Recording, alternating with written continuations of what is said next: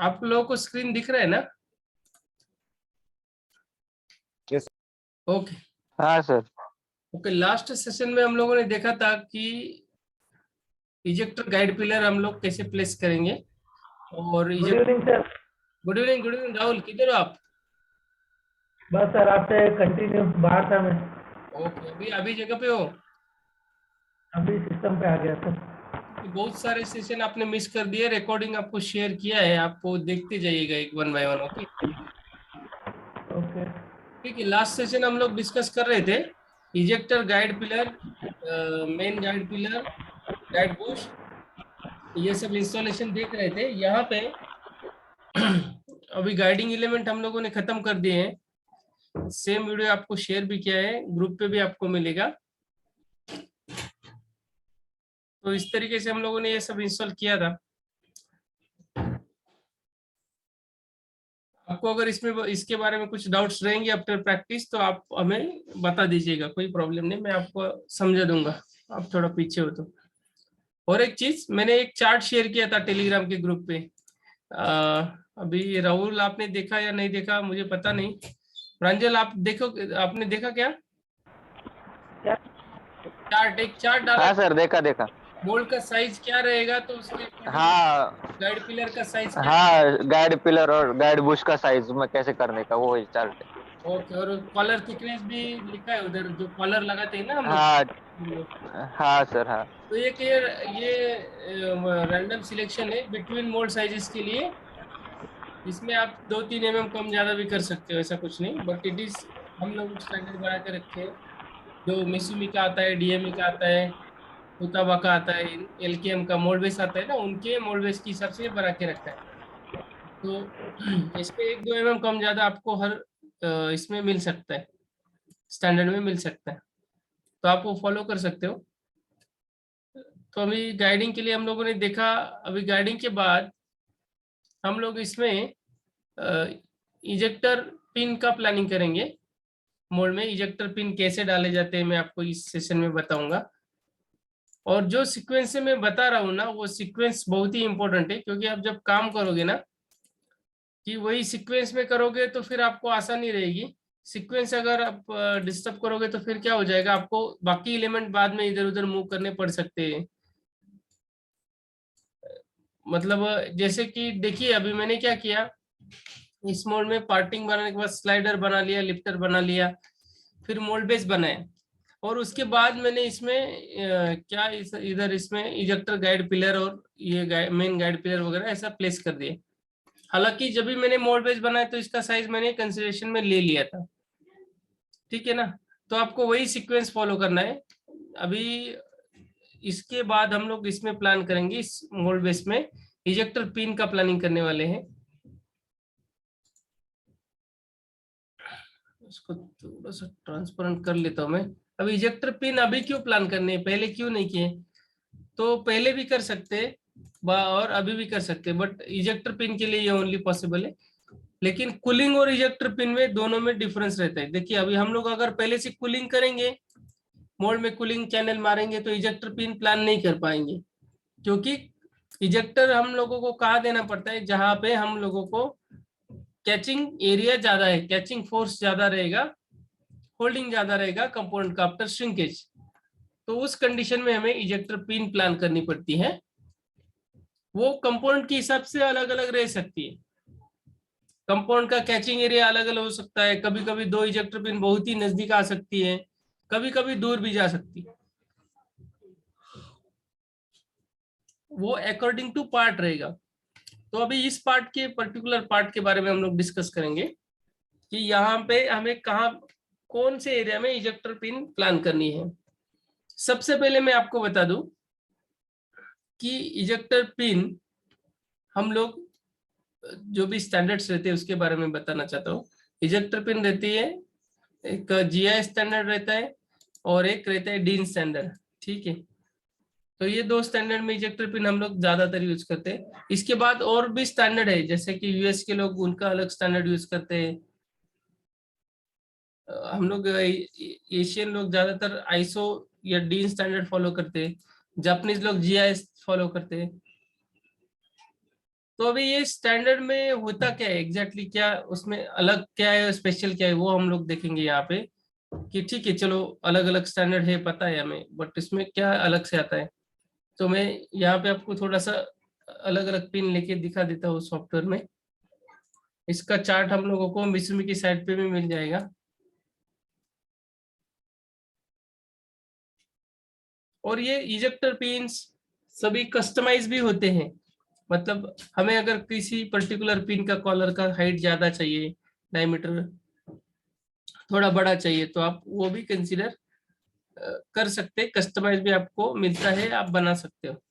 जैसे कि यहाँ पे मैंने यहाँ पे एक मोड बेस डाला है, स्क्रीन आपको शेयर करता हूँ ZW3D।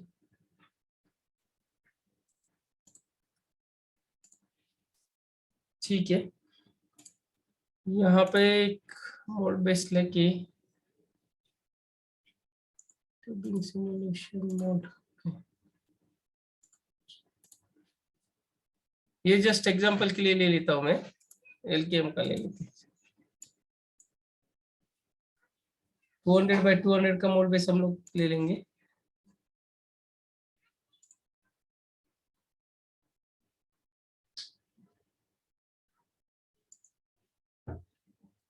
तो ये स्टैंडर्ड मोड बेस में क्या ZW में स्टैंडर्ड आ जाता है, इसके लिए मैं ये ले लिया मैंने, ये हो गया फिक्स अप।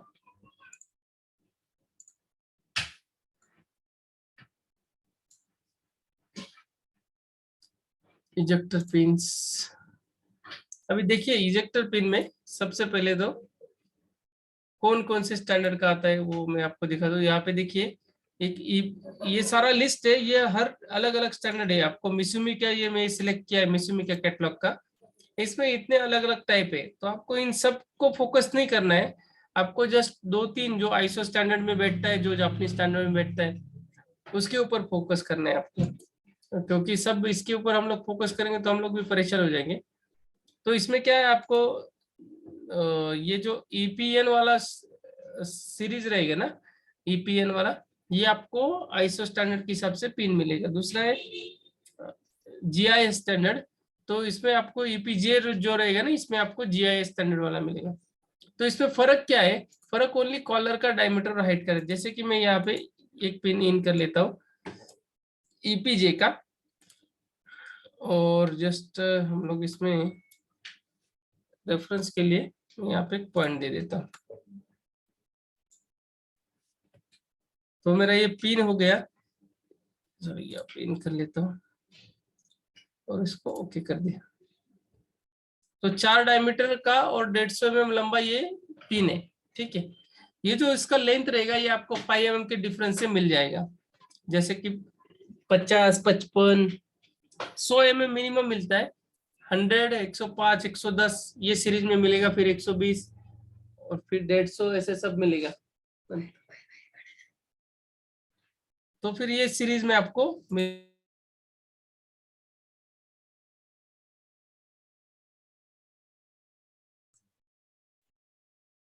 ये मिसुमी के कैटलॉग में मैं आपको शो करूंगा, बट यहाँ आप 3D में देख लीजिए सबसे पहले। तो यहाँ पे ये पिन इन कर लिया है मैंने, ईपीजे स्टैंडर्ड का। तो दूसरा एक और पिन इन कर लेंगे जिसमें ये ईपीएन रहेगा। तो यहाँ पे 4 डायमीटर का अगर पिन इन करता हूं मैं,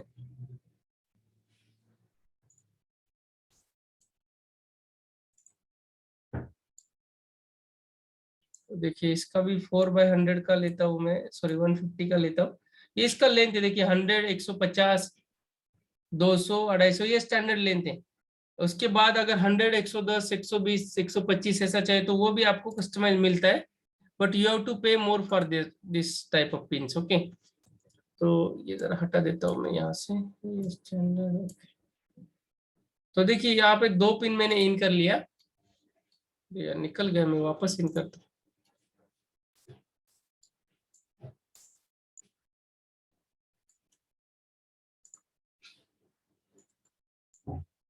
ठीक है, तो ये दूसरा पिन है, अभी बाकी सब हटा देता हूँ, पिन का काम जस्ट देखना है।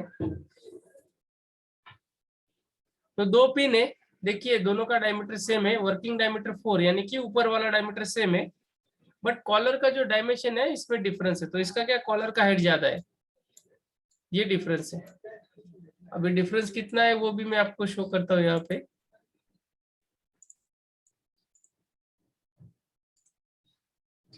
इसका 7 डायमीटर है, ऊपर का डायमीटर है 4, इसमें नीचे का डायमीटर है 8, ऊपर का डायमीटर है 4, और इसका जो डिस्टेंस वाइज कॉलर का हाइट का वेरिएशन रहेगा वो है 6 mm हाइट है इसका, वेयर अदर पिन का आपको मिलेगा 7 mm, सॉरी 4 mm। उसका मैं चेक नहीं कर पाया वापस।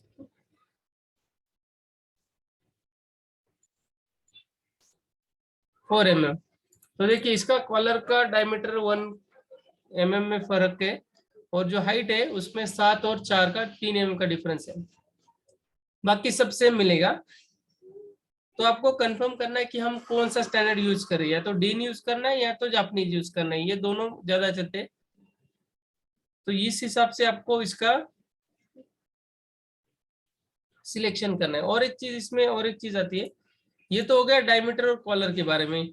कॉलर का डायमीटर अलग अलग रह सकता है। लेंथ का मैंने आपको बता दिया कि length are available in different different size with start from 100 mm to 100, 150, 200, ये हो गया स्टैंडर्ड साइजेस। यहाँ पे आपको दिखेगा, इधर डाला है 400 mm तक आपको ये मिलेगा। डायमीटर बढ़ेगा तो उसका टोटल लेंथ भी बढ़ेगा। तो जैसे कि 4 mm का हम लोग यूज करें, 16 का यूज करेंगे तो ये 500 mm तक भी अवेलेबल है। और आपको 500 से ज्यादा चाहिए तो आपको ये कस्टमाइज बना के लेना पड़ेगा, but it is available up to the 500 mm। 10 का पिन भी 500 mm तक मिलता है। तो ये पिन हम लोग इसमें मोड में प्लान करेंगे कंपोनेंट में जहां पे भी कैचिंग है। तो पिन तो प्लान करना ही है, बट सब पिन प्लान करने के पहले आपको मैं थोड़ा सा उसका इंफॉर्मेशन दे देता हूँ कि उसमें इंपॉर्टेंस क्या रहता है, चेक पॉइंट क्या रहते हैं। तो यहाँ पे ये एक स्क्रीन पे मैंने इमेज ओपन करके रखा है। यहाँ पे स्क्रीन पे आपको ये इमेज दिख रहा है क्या? इमेज नाम लिखा है, इसके ऊपर इजेक्टर पिन का सेक्शन व्यू है। सब लोगों को दिख रहा है? हाँ सर दिख रहे हैं। ओके, आई होप अंकुश और आपको भी दिख रहा है राहुल। तो क्या होता है, ये जो इजेक्टर पिन है इसमें हम लोगों को प्लान करना पड़ता है क्या, कोर इंसर्ट और इजेक्टर प्लेट के साथ यहाँ पे। तो ये जो एलपी लिखा है ना, ये हो गया लेंथ है। तो इसको जब हम लोग मोड में बिठाते हैं तो ऊपर से लेकर नीचे तक, यानी कि कोर बैक प्लेट, अगर स्टिपर प्लेट रहेगा तो stripper plate, stripper holder plate रहेगा, कोर प्लेट, बैक प्लेट और इजेक्टर प्लेट, इन सब प्लेट्स में ये पिन होल्ड होता है, सॉरी इन सब प्लेट से ये पिन पास होता है। तो यहाँ पे ये पिक्चर में आपको दिख रहा होगा कि यहाँ पे इजेक्टर जो प्लेट दिख रहा है सेक्शन में, यहाँ पे ये इसको होल्ड किया है, और इसका जो मेन डायमीटर है वो इसमें आता है सैंडविच में, एग्जैक्ट इजेक्टर बैक प्लेट के फ्रंट फेस पे रेस्ट है। ठीक है, फिर आगे देखोगे तो आपको पता चलेगा कि ये सीधा यहाँ से, मतलब कोर हाउसिंग प्लेट से होता हुआ कोर इंसर्ट में गए हैं। अभी ये जो कंस्ट्रक्शन दिखा है इसमें इंसर्ट टाइप कंस्ट्रक्शन है, प्लेट दिखाया फिर उसके अंदर इंसर्ट दिखाया रेड कलर में। तो येलो कलर में आपको पिन दिखाया, ये सेंटर लाइन है उसका। एलपी इसका फुल लेंथ है, यानी कि कंपोनेंट को जहां पे भी ये मैच हो रहा है ऊपर, वहां से लेकर बॉटम तक इसका टोटल लेंथ हो गया। जब हम लोग इस पिन को ऑर्डर करेंगे तो हम लोगों को यही डिस्टेंस ध्यान में रखना है कि इजेक्टर पिन का टोटल लेंथ, यानी कि टॉप फेस से लेकर बॉटम फेस तक, ये हो गया इसका लेंथ, टोटल लेंथ। दूसरा, कॉलर का एक डायमीटर रहेगा और इसका हाइट अलग रहेगा, जो आपको कैटलॉग में वहां पे मिलेगा। हम लोग पीडीएफ कैटलॉग में देख लेंगे मिसुमी के ये डिस्कशन के बाद।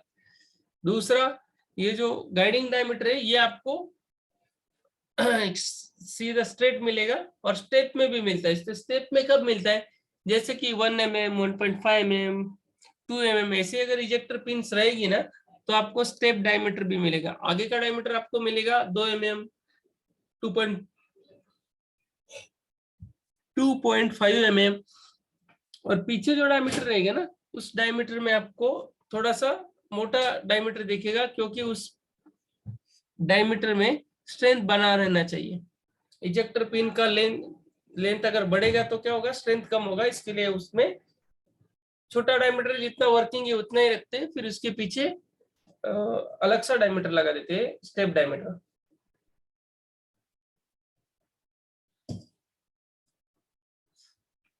ये हो गया इसका लेंथ, कॉलर का हाइट, कॉलर का डायमीटर और मेन डायमीटर। इसके बावजूद इसके जो कॉलर के जो फॉर्म रहते हैं ये कुछ इस तरफ से रहते हैं, एक तो राउंड रहेगा, नहीं तो डी शेप रहेगा। और डी शेप अगर हम लोग क्यों इसमें प्लान करेंगे, मोड में प्लान करेंगे, तो क्या रहेगा, इसमें हम लोग वीएमसी मशीनिंग कुछ इस टाइप का कर देते हैं। अगर सिंगल डी रहेगा तो कैप्सूल शेप बना सकते हैं, या तो रेक्टेंगुलर मशीनिंग शेप बना सकते हैं। और दोनों साइड में अगर फ्लैट रहेगा तो यहाँ पे हम लोग कैप्सूल शेप ही बना सकते हैं। तो आपको क्या, एक तो सर्कुलर हेड वाला पिन, दूसरा जिसमें एक ही साइड में डी रहेगा यानी कि फ्लैट रहेगा, और तीसरा दोनों साइड में हम लोगों को फ्लैट मिलेगा। तो ये हेड का जो ट्रीटमेंट रहेगा ये हम लोग अलग से पिन परचेस करने के बाद उसको ग्राइंडिंग मशीन के ऊपर ग्राइंडिंग करके कर सकते हैं। अभी इसका पर्पस क्या होता है, ये हम लोग क्यों लगाते हैं, डी शेप क्यों बनाते हैं? तो डी शेप का बनाने का रीजन ये रहता है, जैसे कि ये आपको दिखेगा यहाँ पे मेरा जो टूल दिख रहा है, इस टूल में जो ऊपर का सरफेस है ये काफी प्लेन है, यहाँ तक ये तो स्ट्रेट दिख रहा है मुझे, इसमें कोई वेरिएशन ही नहीं है। ठीक है, तो जैसे कि ऊपर का सरफेस फ्लैट रहता है तो हमें कोई भी डी मारने की जरूरत नहीं रहती। डी का काम क्या रहता है, टू अवॉइड द रोटेशन। जैसे कि ये फ्लैट में जाके बैठेगा, वहां पे आपको यहाँ पे ये अगर फ्लैट में जाके बैठेगा इजेक्टर प्लेट में, एक साइड में डी बनाए तो वहां पे इसका एंटी रोटेशन का काम बंद हो जाएगा, ये एंटी रोटेशन हो जाएगा, वो घूमेगा नहीं वापस।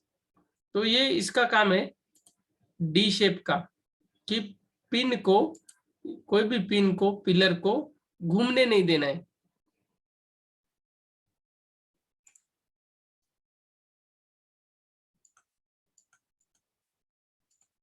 तो यहाँ पे उस रोटेशन अवॉइड करने के लिए हम लोग क्या करते हैं, उस कंपोनेंट को फ्लैट मारते, इजेक्टर पिन को फ्लैट मार के लेते। अभी और एक चीज बता दो इसमें, एक मिनट, इसको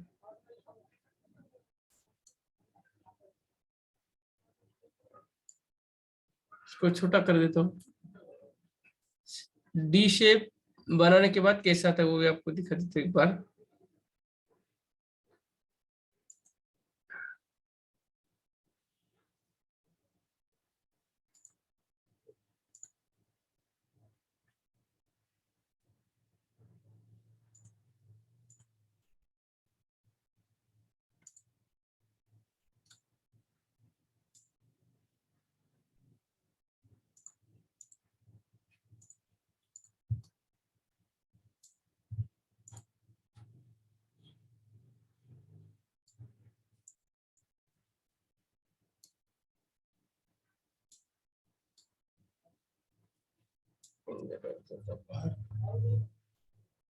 यहाँ पे एक पिन प्लान करेंगे, कैविटी इंसर्ट हो गया, और यहाँ पे मैं पॉइंट दे देता हूँ। ठीक है, इसको हम लोग कॉलर को ट्रीटमेंट सिलेक्ट करेंगे, लिमिट 1। ठीक है,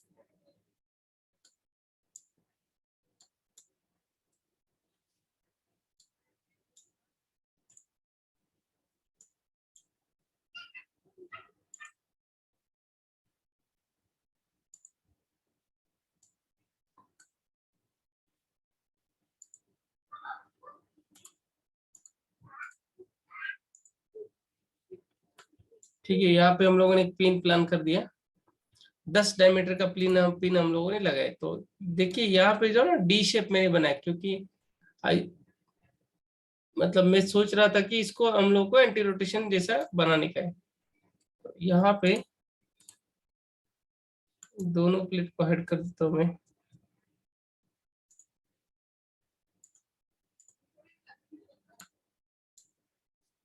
तो आप यहाँ पे देख सकते हो डी शेप बनाने का तो कुछ ऐसा बनेगा, और ये जो शेप है ना ये इसको रोटेट नहीं होने देगा। अभी ये डी शेप हम लोग बना तो रहे, लेकिन ये मोड में डी बनाने का ही क्यों, अगर सीधा सीधा राउंड डायमीटर डालते तो नहीं चलेगा क्या? तो उसका आंसर है, देखिए अगर फ्लैट पोर्शन में रहेगा इजेक्टर पिन तो हम लोग इसमें डी प्रोवाइड करने का कोई जरूरत नहीं है, ठीक है। अगर ये कोई पिन आ रहा है प्रोफाइल एरिया में आ रहा है, जैसे कि यहाँ पे दिख रहा है, यहाँ पे हम लोग पिन लगा रहे हैं, तो हम लोग उस पिन लगा के इसको टॉप प्रोफाइल इसके साथ मैच तो कर देंगे।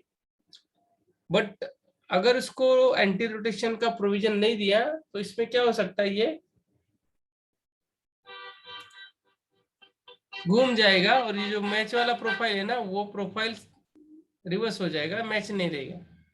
इसके लिए एंटी रोटेशन का हम लोगों को इंतजाम करना पड़ता है, और उसके लिए हम लोग इसमें मोड में अगर आप देखोगे तो आपको पता चलेगा कि उसमें हम लोग डी शेप बना के इसमें डाल दिए हैं, ठीक है। तो इस टाइप का इजेक्टर पिन आएगा। इजेक्टर पिन हम लोगों को कंपोनेंट में, जो भी कंपोनेंट हम लोग डिजाइन कर रहे हैं मॉडल्स का, तो उसमें हम लोगों को कैचिंग जहां पे भी रहेगा उसके बाजू में इसको प्लान करना है। अभी कैचिंग क्या होता है, कैच इन द सेंस, देखिए यहाँ पे काफी सारे रिप्स है कंपोनेंट में, जब ये मोल्ड में फिल हो जाएगा, पार्ट पूरा भरेगा, तो उस कंपोनेंट को हम लोग को बाहर निकालने के लिए, मतलब ये जो कैचिंग है इस एरिया में कैचिंग हो जाएगा, और उस कंपाउंड को बाहर निकालने के लिए हम लोग को इजेक्टर का प्रोविजन देना पड़ता है। तो अगर इजेक्टर पिन का डायमीटर बड़ा रहेगा तो हमें आसानी होती है कि ज्यादा एरिया कवर करके वो इजेक्शन कर देता है, फोर्स कर देता है।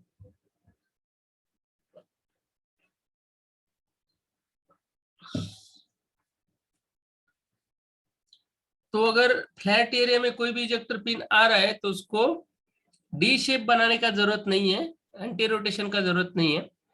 बट कोई पिन प्रोफाइल एरिया में आ रहा है तो उसमें जरूर हम लोगों को एंटी रोटेशन कंसीडर करना चाहिए, उस पिन को हम लोगों को डी शेप देते आना चाहिए।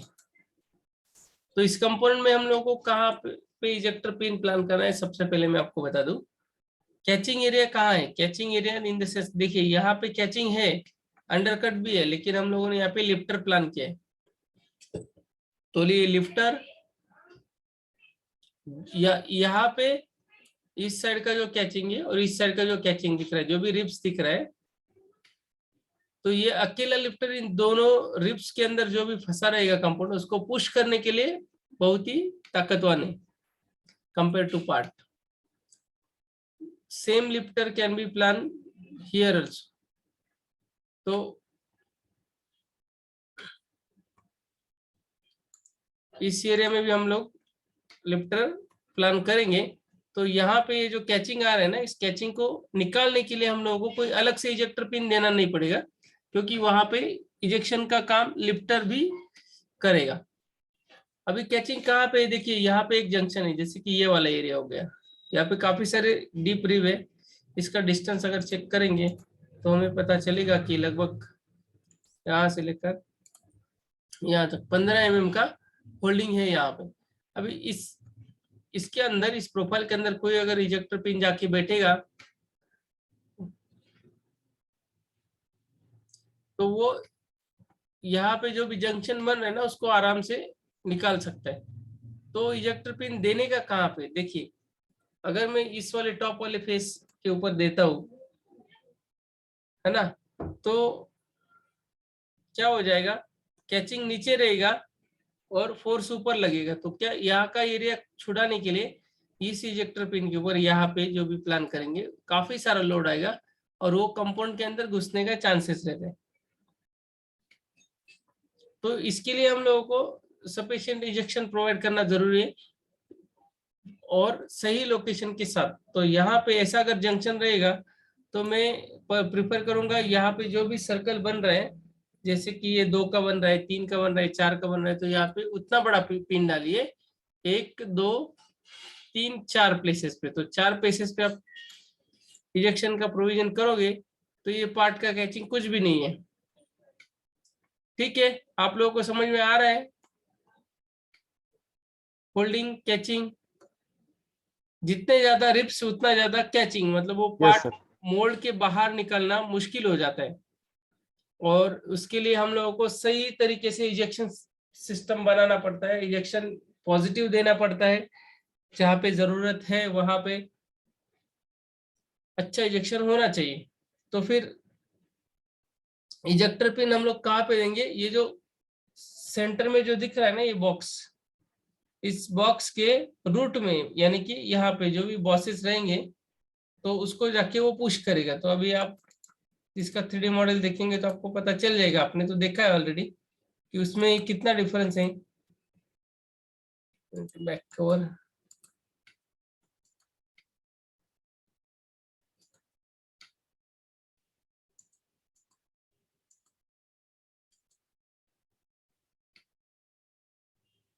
तो इतना सारा कैचिंग है इस एरिया में, ये वाला वॉल, बैक साइड वाला वॉल, और ये जो बॉक्स है वो भी।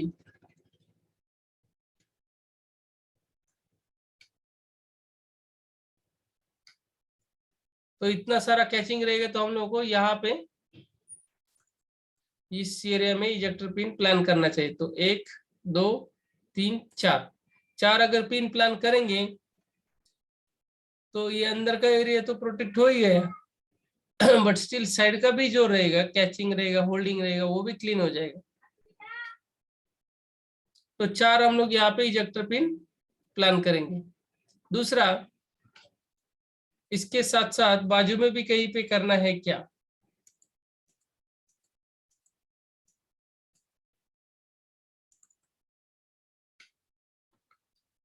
तो हम लोगों को इसमें कोर और कोर में स्पेशली कैविटी में ज्यादा कैचिंग नहीं रहता है, बट कभी कभी हम लोगों को कैविटी साइड भी इजेक्टर असेंबली प्रोवाइड करना पड़ता है। तो इस पार्ट में हम लोग देख रहे थे, यहाँ पे कोई भी ज्यादातर कैचिंग नहीं दिख रही। ये जो रहेगा, ये जो जंक्शन है यहाँ पे रिप का, वो तो हम लोग मतलब क्या, इसको इजेक्टर पिन के साथ, 4 इजेक्टर पिन के साथ निकाल लेंगे। दूसरा जो होल्डिंग एरिया इसमें कैचिंग एरिया, उसको मैं मार्क करता हूँ आपके सामने इसको।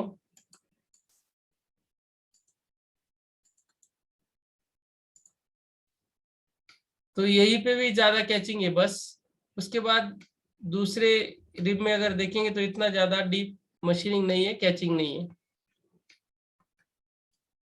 तो हम लोगों को दोनों साइड में, यहाँ पे और यहाँ पे, दोनों साइड में सेम इजेक्टर पिन प्लान करना है। ठीक है, अभी सेशन एंड हो जाएगा 2 मिनट में, हम लोग वापस रिजॉइन करेंगे 5 मिनट में, और फिर हम लोग आगे देखेंगे कि इजेक्टर पिन का होल मारने के बाद क्या क्लियरेंस हम लोगों को रखनी चाहिए। एक 5 मिनट्स का ब्रेक लेते हैं, फिर हम लोग चालू करेंगे वापस। ओके।